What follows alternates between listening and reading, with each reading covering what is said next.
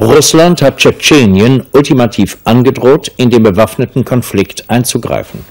In der abtrünnigen Kaukasusrepublik versucht eine pro-russische Opposition seit Monaten, Präsident Dudajew zu stürzen.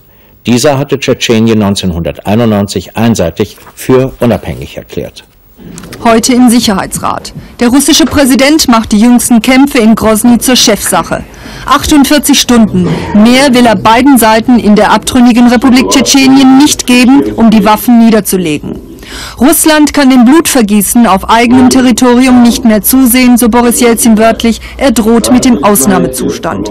Genau sagt er freilich nicht, wie er Ordnung schaffen will, denn ein Einmarsch wäre sehr riskant. Die zutiefst nationalistischen Tschetschenen, sie sind traditionell kriegerisch. Und diese Männer hier wären Faustpfand bei einer direkten Konfrontation. Rund 70 Russen, die am Wochenende von tschetschenischen Regierungstruppen gefangen genommen wurden.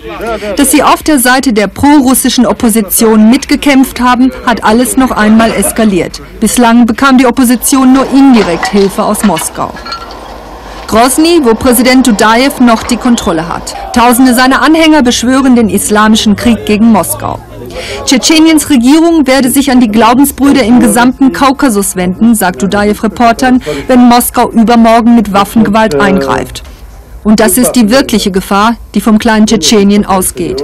Ein Flächenbrand am Südrand Russlands, von dem nicht nur Dudajew sagt, dass er zum neuen Afghanistan werden könne. Während des Interviews kommt es zu einem erneuten Luftangriff. Für Dudajew und seine Anhänger ganz klar, nur die russische Armee könne die hochmodernen Bomber geflogen haben. Grosnys Flughafen brennt. In der Stadt beginnt die Evakuierung, das Ultimatum läuft.